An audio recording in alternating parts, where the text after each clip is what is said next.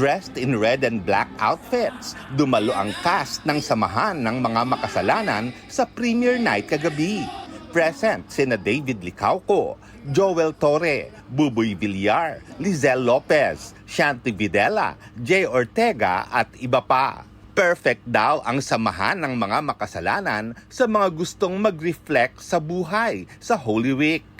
Bagay na bagay sa season to at syempre talagang pang pamilya to. Si David, inaming new territory para sa kanya ang pagganap bilang pari sa comedy film.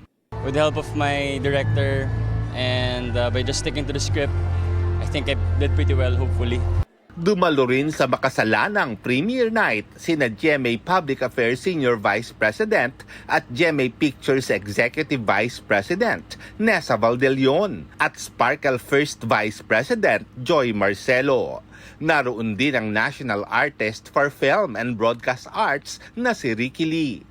All-out support din ng fans at ilang Sparkle stars. Kasama ang short-hair don't care na si Barbie Forteza na proud daw sa other half ng Barda.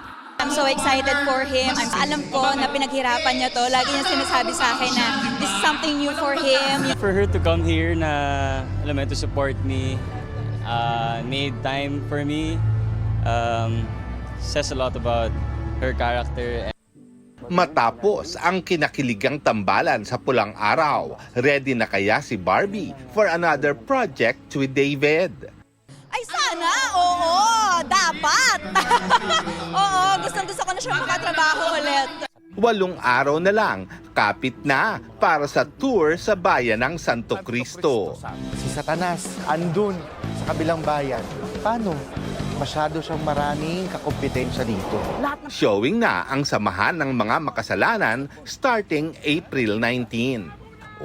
Lar Santiago nagbabalita para sa GMA Integrated News.